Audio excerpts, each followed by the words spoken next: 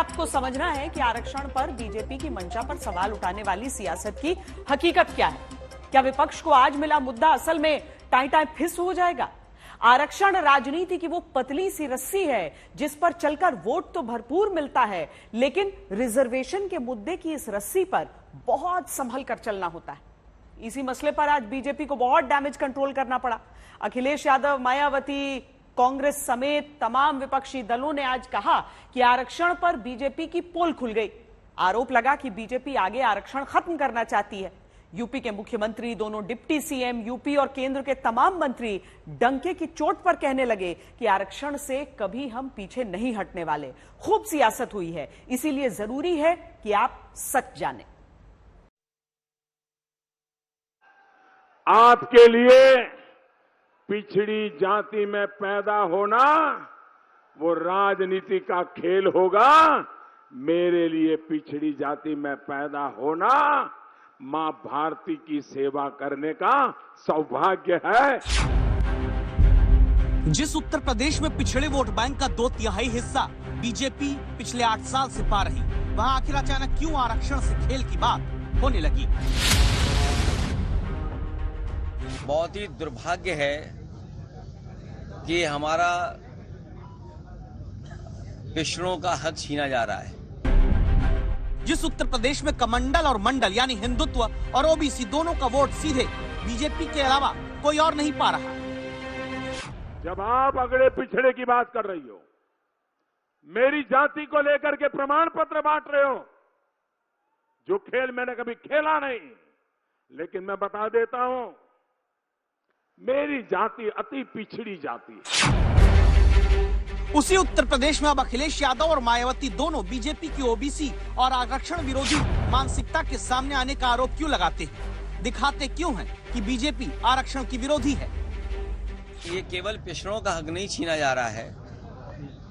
Bharatiya Janata party इस सत्ता में रही तो जो बाबा साहब भीमराव अम्बेडकर जी ने अधिकार दिए हैं, उन अधिकारों को धीरे धीरे छीन लिया जाएगा।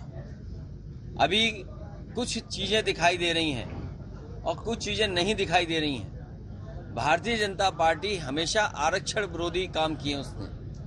भारतीय जनता पार्टी आरक्षण विरोधी है, पिछड़ा विरोधी है, दलित विरोधी है। बीजेपी को तुरंत आरक्षण के मुद्दे पर कटघरे में खड़ा करते विरोधियों को इलाहाबाद हाईकोर्ट की लखनऊ बेंच के फैसले का आधार मिला है। दरअसल हुआ ये कि निकाय चुनाव में सरकार की तरफ से तय आरक्षित सीटों को अदालत ने रद्द कर दिया और कह दिया कि अब ये तमाम आरक्षित सीटें सामान्य मानी जाएंगी।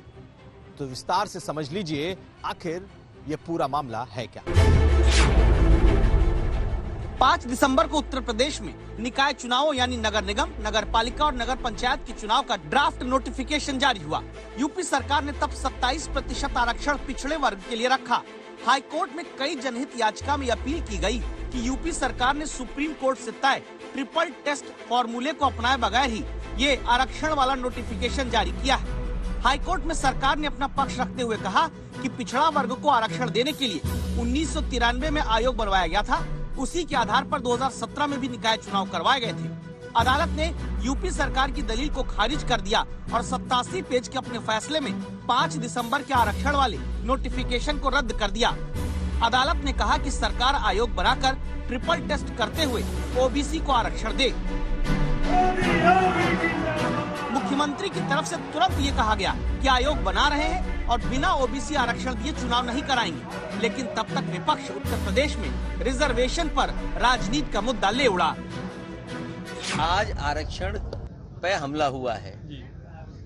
सरकार जानबूझ करके पिछड़ों को आरक्षण नहीं देना चाहती थी। यहाँ तो दिखाई दे गया जो आरक्षण मिलना चाहिए था।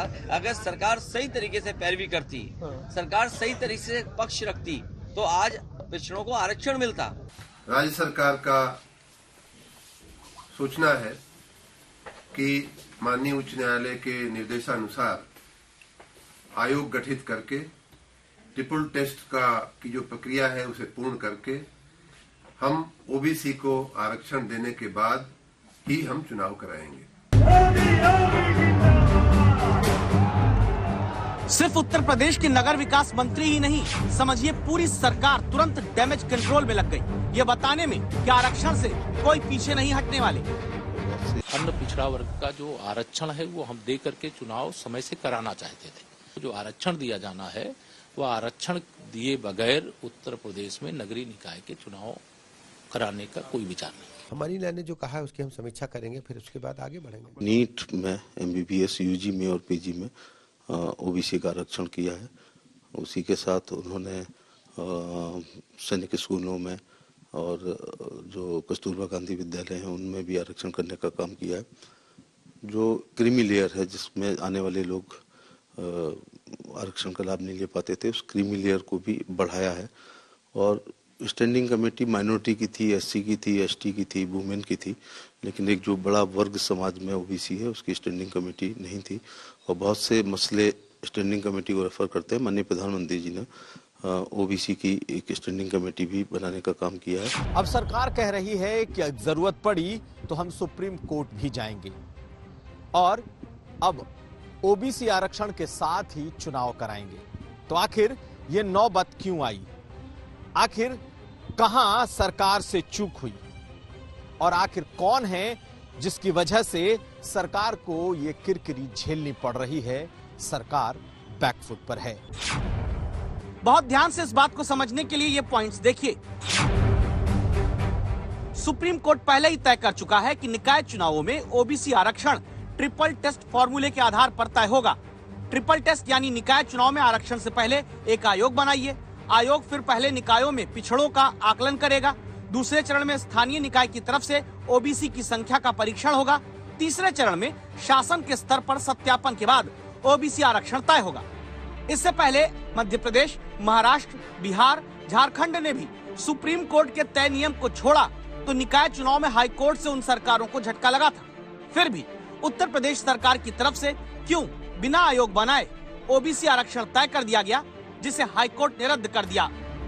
भाजपा सरकार का ये आरक्षण विरोधी चेहरा पहली बार नहीं, अनेक मौकों पर उजागर हुआ है।